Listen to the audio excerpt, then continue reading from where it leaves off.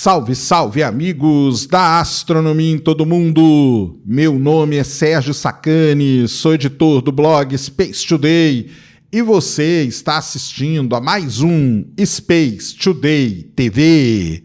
No programa de hoje, vamos ver que os astrônomos conseguiram detectar a emissão de oxigênio mais antiga da história do universo, e isso também comprova uma das galáxias mais distantes do universo e comprova também que o telescópio espacial James Webb pode sim observar as galáxias no início do nosso universo. Então vamos entender tudo isso. Manda a vinheta.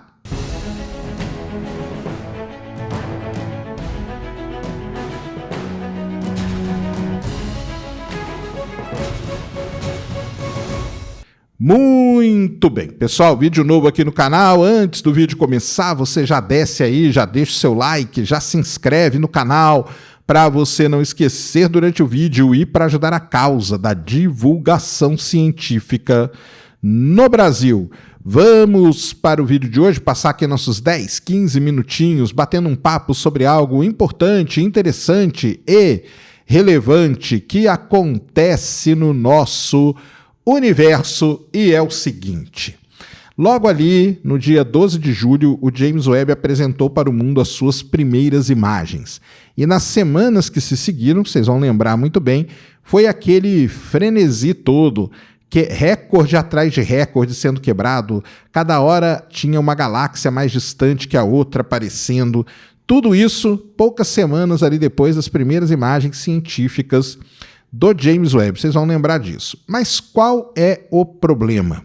O problema é o seguinte: a primeira identificação que os astrônomos fizeram foi apenas pela cor da galáxia. Então, eles olhavam aquelas galáxias muito vermelhas, identificavam ali, faziam uma conta e falavam: essa galáxia aqui, ela existia quando o universo tinha 300 milhões de anos, 350, 400, e aí foram assim identificando várias galáxias muito, muito antigas. O problema é que analisar somente pela coloração da galáxia é muito complicado, pois existe um tipo de galáxia que é muito mais recente e que tem a mesma cor, então você não consegue matar a charada, você não consegue bater o martelo e falar: não, aquela galáxia está exatamente àquela distância.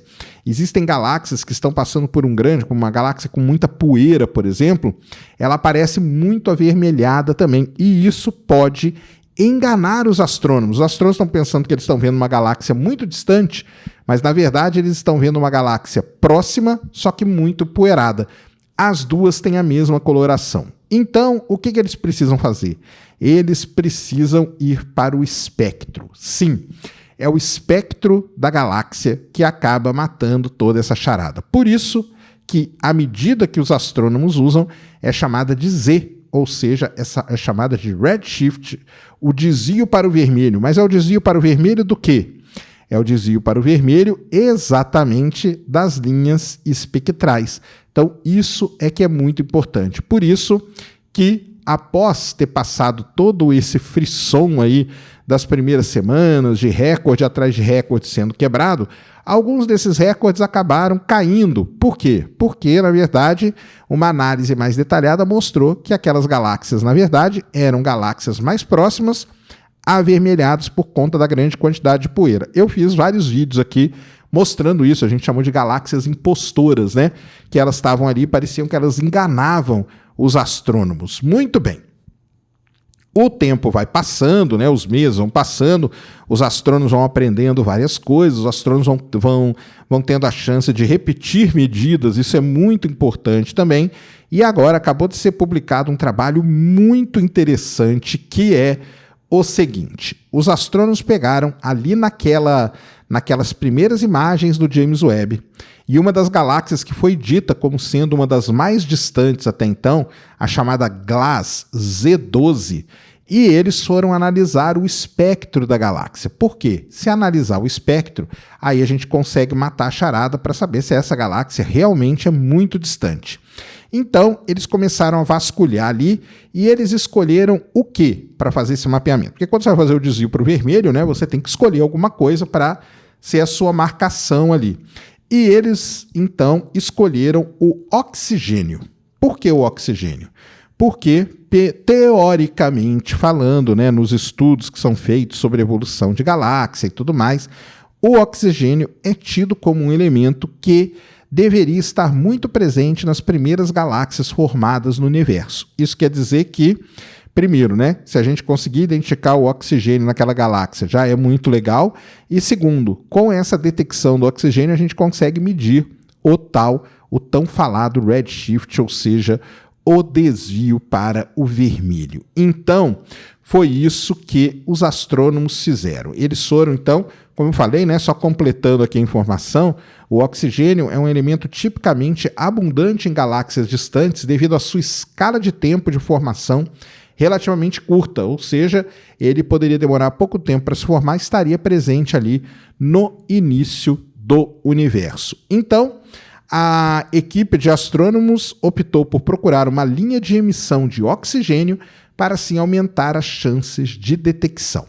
O que os astrônomos fizeram, então? Eles pegaram as antenas do ALMA, as antenas do ALMA, do ESO ali, aquelas grandes antenas. Por quê? Porque as antenas, com ondas de rádio, você consegue detectar muito bem essas emissões específicas. E apontaram essas antenas para o campo ali daquela região do James Webb e especificamente para a galáxia Gliese Z12.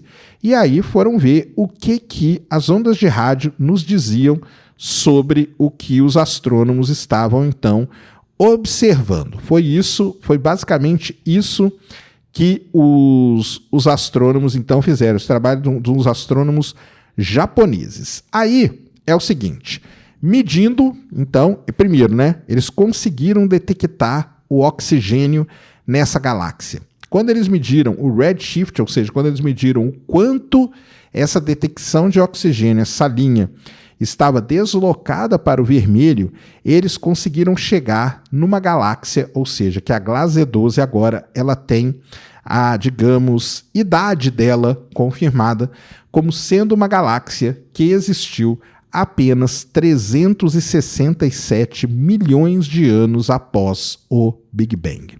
Então é isso que nós temos. Vamos sempre usar como parâmetro a galáxia GN11, né, do Hubble, que ela sempre foi tida como a galáxia mais distante do universo. Ela estava 400 milhões de anos após o Big Bang.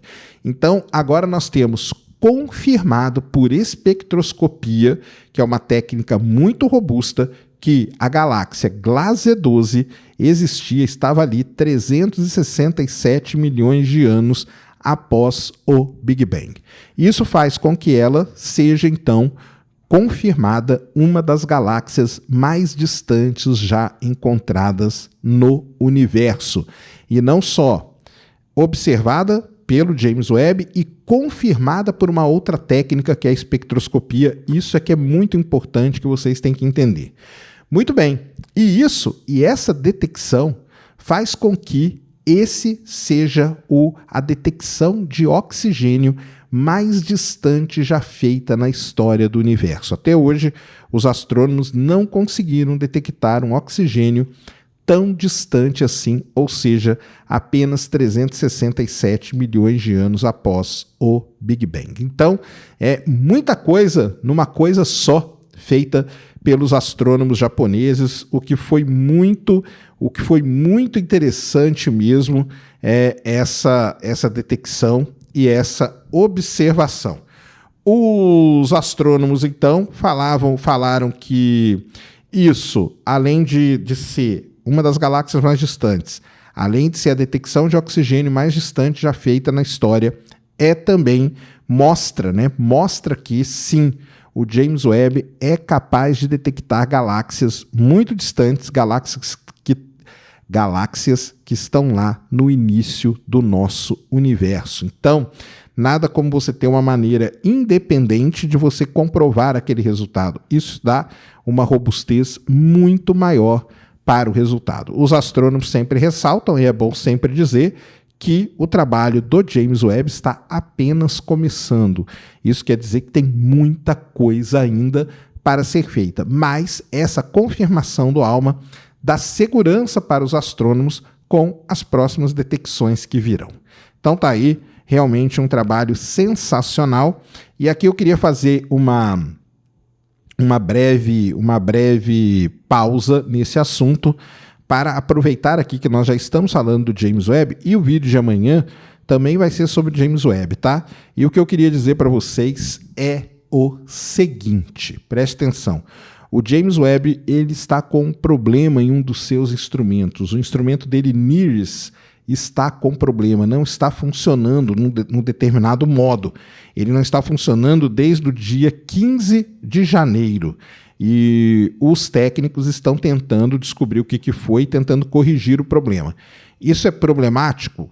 De certo modo, é problemático porque o James Webb ele tem uma fila, ele tem uma alta demanda de observações para serem feitas. E quando um desses instrumentos, ou um desses modos de um dos instrumentos não funciona bem, está com problema, você tem que parar a fila. Então essa fila aí ela é parada, remanejada e tudo mais.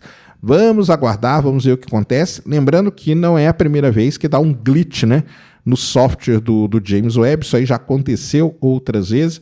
Como eu digo, é um telescópio muito complicado, funciona num lugar muito complicado e está aí sujeito a tudo isso. Então, embora tenha toda essa descoberta sensacional, né, detecção do oxigênio mais distante na história do universo, o telescópio espacial James Webb, nesse momento, está apresentando um pequeno problema. Amanhã, um spoiler aqui do vídeo para vocês, é sobre o James Webb também, e uma descoberta muito legal, e uma descoberta que tem a ver com um brasileiro, tá? E não tem nada a ver com esse glitchzinho que deu. Então, hoje, já deixa seu like aí, e amanhã vem aqui para você saber dessa história maravilhosa que eu vou contar para vocês, do James Webb, e que tem tudo a ver com um astrônomo brasileiro, que é muito legal, diga-se de passagem. Combinado?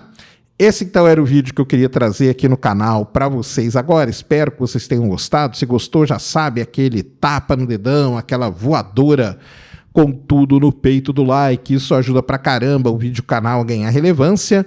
Nunca se esqueça do pacotão youtubístico. Compartilha, favorita, se inscreve no canal se você ainda não é inscrito. Deixa aí nos comentários o que você quiser saber.